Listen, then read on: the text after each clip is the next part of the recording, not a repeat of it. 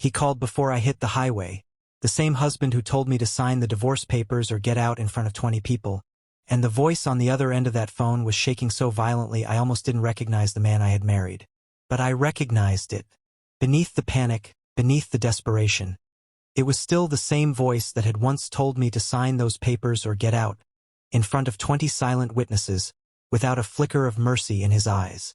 Now that same man was calling me again and again before I even reached the highway, not to apologize for humiliating me in front of those 20 people, not to beg me to come back to 14 years of marriage. He was calling because something inside those divorce papers, the very papers he had ordered me to sign or get out, had just turned his greatest weapon into the instrument of his own destruction. He had handed me those divorce papers in front of 20 people believing he held all the power. He told me to sign and leave, certain he had already won. But the moment I signed my name and walked out that gate, the man at the top of those steps became the one who had lost everything. He just didn't understand it yet. So what did my husband discover in those divorce papers the moment after I hit the highway? What had I quietly buried inside 14 years of marriage that was about to bring his entire empire to its knees? And what would make a proud man who never once apologized call his wife 9 desperate times before she disappeared into the night? Let me tell you, the taxi smelled like old leather and rain. I sat in the back seat with my bag on my lap, watching the lights of Lecky blur past the window, and my phone buzzing against my palm like a trapped insect. Emeka, Emeka, Emeka. 9 times. On the 9th call, I pressed the phone to my ear and said nothing. Adiz. His voice cracked on my name. Adiz, please. Babatunde just called me. He read page 7. The land. Your father's land in Nsukka. What did you do? I looked out at the dark road and felt something inside me go very still and very calm. I saved your company, Emeka, I said quietly. 6 years ago. When you were drowning and couldn't even look at me, I sold the last thing my father ever gave me, and I poured every kobo into your business, and I told no one. Silence on the line, the kind of silence that has weight. And tonight, I continued, you stood in front of 20 people and made me sign papers swearing I gave nothing to that company. You called me a stranger to my own sacrifice. But that signature you forced, it's a lie now. In writing. Under your own hand. I could hear him breathing, ragged, panicked, the breathing of a man watching the floor disappear beneath his feet. Come back, he whispered. Please, we can fix this. I almost laughed, not cruelly, just because of how far we had fallen from the 2 young people who once shared bread in a 1-room apartment and dreamed out loud in the dark. There's nothing left to fix, Emeka, I said. You didn't lose me tonight. You lost me years ago. You just finally noticed. And I ended the call. That's where I'll pause, because what happened over the next 6 weeks, the unraveling of everything Emeka thought was his, deserves to be told properly. The morning after I signed those divorce papers and walked out in front of 20 people, Emeka's world didn't collapse dramatically. Collapsed quietly. The way a building collapses when the foundation is removed. Not all at once, but room by room, floor by floor, until there is nothing left standing. It started at 7:30 in the morning. Emeka was still sitting in the living room in yesterday's Agbada, the same expensive embroidered fabric he had worn so proudly the night before when he handed me those papers in front of 20 witnesses, when his phone rang. Not a client, not a supplier, his lawyer, Babatunde Ease, senior partner, Victoria Island, the man who had drafted those divorce papers with such confident precision. Babatunde's voice had none of its usual smoothness. Emeka, he said, we have a serious problem with the filing. Emeka sat up straight. What kind of problem? Page 7, Babatunde said. The Asset Disclosure Clause. I included it as standard protection, to prevent Adiz from claiming hidden assets later.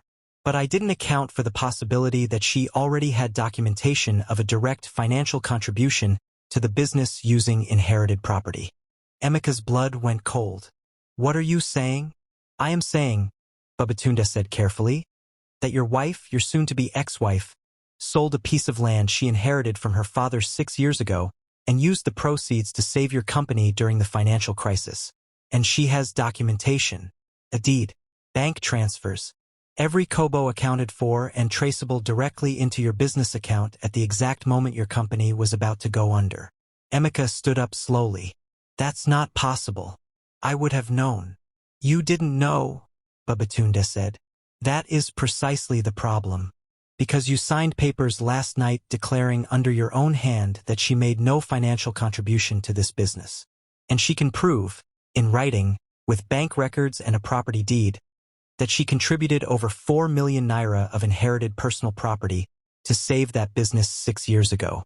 The room seemed to tilt slightly under Emeka's feet. That means, Babatunde continued, that the declaration you signed last night, in front of 20 witnesses, in front of your own guests, contains a material falsehood. And her lawyer, a woman named Chisholm Okafor, already filed a response at 7 this morning. She works fast, Emeka, very fast. She was ready before you even handed Adiz that pen. Emeka said nothing. He was staring at the table where the divorce papers still lay, exactly where I had set them down after signing. He was looking at them the way a man looks at a weapon he pointed at someone else, only to discover it was always pointing back at him. How bad is it? He finally asked. Babatunde paused.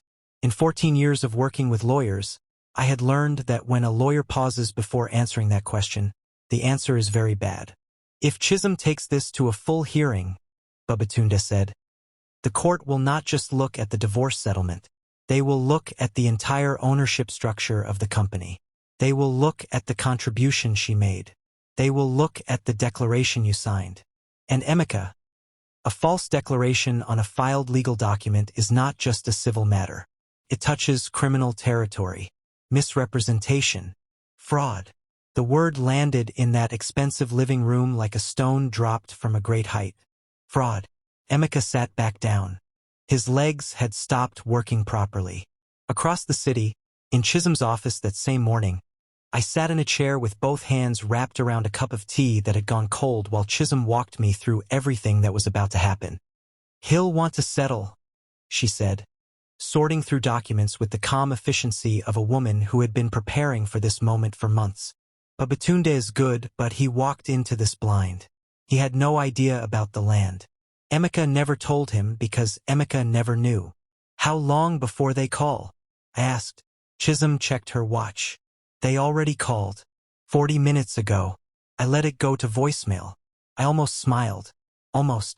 Adiz, Chisholm said, setting down her pen and looking at me directly. I want you to understand what you are holding right now. Not just legally. What you are holding is the truth. Documented, time-stamped, irrefutable truth about what you gave and what was taken from you. A lot of women in your position don't have that. They gave everything and kept nothing. You kept everything, quietly, carefully, without anyone knowing. And that is why we are sitting here this morning with every card in our hand while his lawyer is sitting in his office sweating through his shirt. I looked down at the stack of documents in front of me.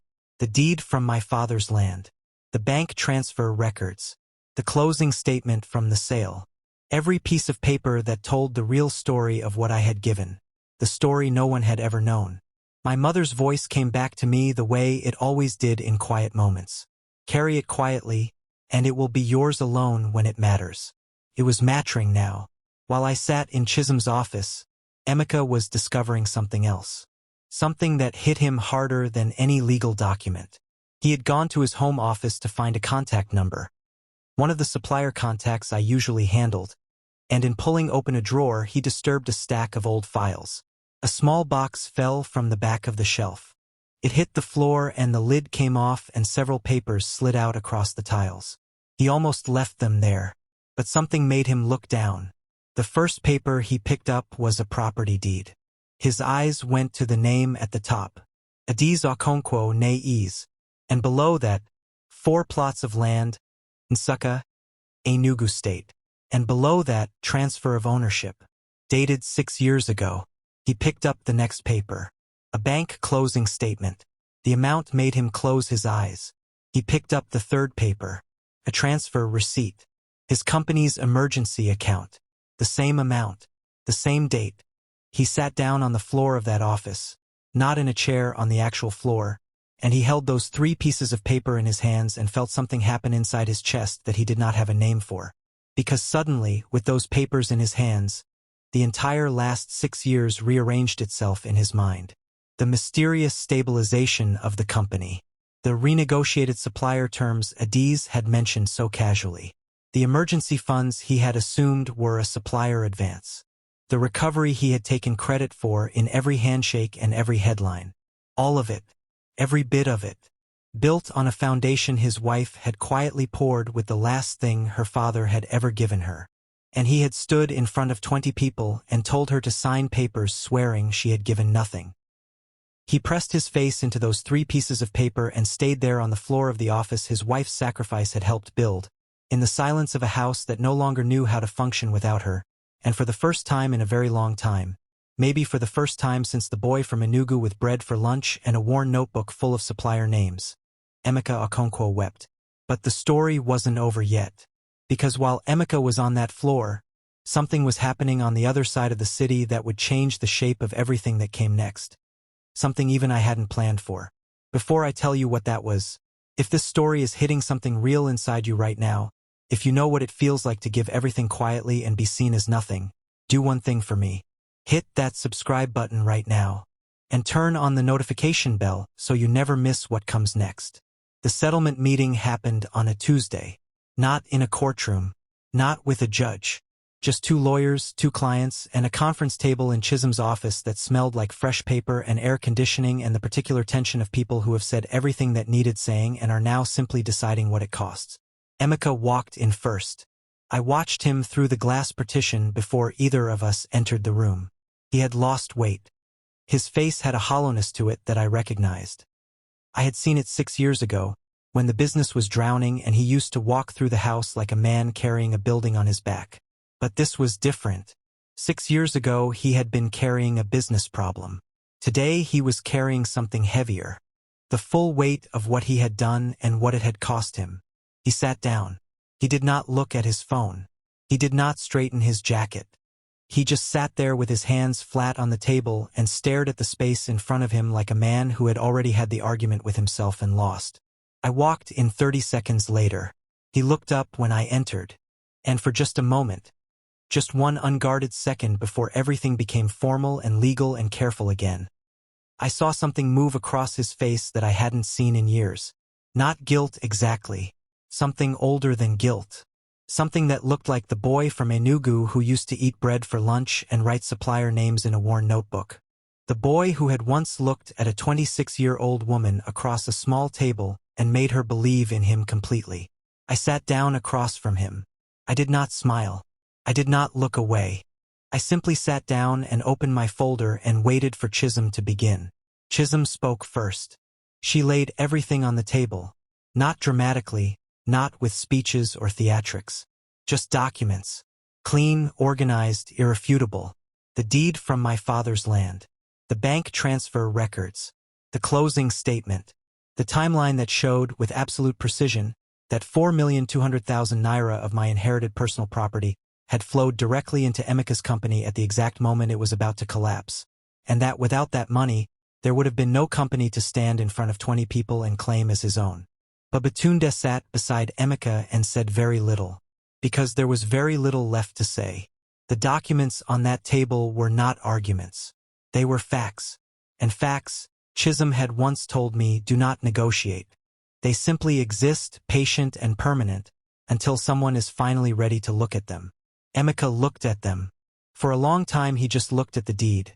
The paper with his wife's name on it and her father's land beneath it, and a date 6 years ago when everything was falling apart and a woman who loved him had done the most quietly devastating thing a person can do for someone else. She had given everything and said nothing. Then Emeka did something that nobody in that room was expecting. Not Chisholm. Not Babatunde. Not even me. He pushed his lawyer's notepad aside. He folded his hands on the table. And he looked directly at me. Not at Chisholm, not at the documents, not at the space between us.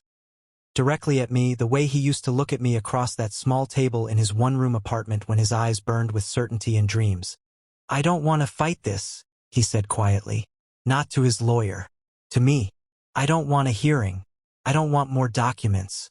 I want to say something to you directly, Adiz, and I want to say it in front of both these lawyers so it is on record. Chisholm glanced at me. I gave the smallest nod. Emeka took a breath. The land in Succa, he said. Your father's land. I have been sitting with that for 2 weeks and I cannot find a place in myself to put it that doesn't hurt. You sold the last thing your father gave you. You saved everything I had built. And then I stood in front of 20 people and handed you papers telling you that you gave nothing. He paused. I am not going to insult you by calling that a mistake. It wasn't a mistake. It was a choice. And it was the worst choice I have ever made in my life. The room was very quiet. The air conditioning hummed. Somewhere outside the window, Lagos moved and breathed and went about its business, completely indifferent to what was happening in this small room. I am not asking you to come back, Emeka continued. I understand that ship has sailed and I understand why. But I want the record to show. I want these lawyers and these documents and whatever comes after this to show that Adiz Okonkwo built this company. Not beside me. Not behind me. She built it. And I spent years pretending otherwise because I was too proud and too small to stand next to the truth of what she was. I did not cry. I had promised myself I would not cry in that room. I was quiet for a long moment. Then I said, "Thank you for saying that, Emeka. It matters. Not because I needed you to say it to know it was true, but because the truth deserves to be spoken out loud sometimes, even when it's late." He nodded. He looked back down at the table. And then we got to work. The settlement that followed was not what Emeka had originally planned when he slid those divorce papers across a marble step in front of 20 people. Not even close. I received 40% of Okonkwo Integrated Supplies, a legal recognition of my documented financial contribution using inherited personal property. 40% of a company now valued at over 600 million naira. I received the main house in Lekki. Not the mortgaged guest house in Asaba he had originally offered me like an afterthought. I received a formal written acknowledgement, signed by Emeka, witnessed by both legal teams, filed with the court, that my contributions to the business had been real, significant, and foundational to its survival and growth. Not a headline, not a public statement, just a quiet piece of paper that said what 14 years of silence had never been able to say. She was here. She gave this. She built this too. Chisholm slid the final document across the table to me. I picked up the pen. And for the second time in 2 weeks, I signed my name on papers that would change my life forever. But this time my hand wasn't just steady. This time it felt like freedom.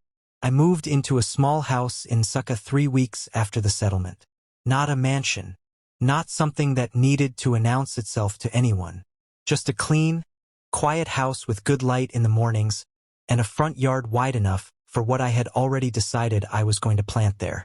The day I moved in, I bought a mango tree from a nursery on the edge of town.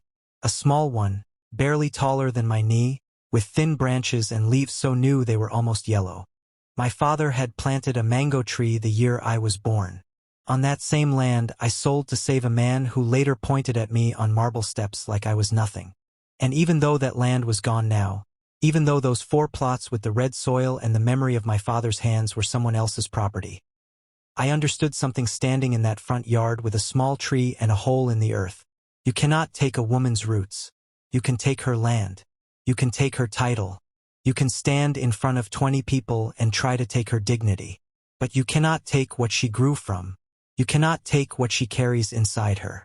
And you cannot take the quiet, unshakable knowledge of what she gave and why she gave it. I pressed that mango tree into the soil with my own hands. I packed the earth around its roots. I stood up and looked at it, small, young, unbothered by anything the world had done, and I felt something settle inside me that had been restless for a very long time. Not happiness exactly, something quieter than happiness, something that lives deeper and lasts longer. Peace. 6 months after the settlement, I received a phone call from a woman I didn't know. Her name was Ngozi. She was the wife of one of Emeka's business associates, one of the 20 people who had stood frozen on those steps the night I signed those papers and walked out. She said she had watched what happened that night. She said she hadn't been able to stop thinking about it. She said she had her own story, her own years of silence, her own invisible contributions to a life someone else was claiming. She asked if we could meet. We met on a Thursday morning in a small restaurant near the university. We talked for 3 hours. By the time the bill came, she had Chisholm's number saved in her phone. 3 months after that, another woman called. Then another. Then another. I am not telling you this to make myself sound like a hero. I am not. I am a woman who stayed too long, who carried things in silence when I should have spoken sooner, who made every mistake a woman makes when she loves someone more than she loves herself. But I learned something in that conference room on a Tuesday morning. Something I want to leave with you before this story ends. The truth does not need your permission to exist. It does not need an audience. It does not need a headline or a speech or a moment of public vindication. It simply exists, patient, documented, permanent, waiting for the day it is finally needed. And the woman who carries it quietly, who keeps her receipts not out of bitterness but out of self-respect, who walks out of a gate in front of 20 people without a single tear because she already knows what they do not. That woman is never as powerless as she looks. She is simply waiting for the right moment to open her folder. Here is the moral this story leaves in your hands. Never let anyone rewrite your story. Keep your truth documented, keep your dignity intact, and never, not for applause, not for approval, not for 20 witnesses, kneel for someone who has forgotten what you are worth. The one who sacrifices in silence is never the one who loses. They are simply the one who hasn't been seen yet. And the day they are finally seen, everything changes. If the story moved you, if it reached something real inside you, type Nsuka in the comments right now. And if you know a woman who is carrying something heavy in silence, share this with her today. She needs to hear it. Subscribe to this channel and turn on your notification bell, because the next story is already waiting. And it begins with a man who received a letter that had been lost for 11 years. And what was inside it changed everything he thought he knew about his own life.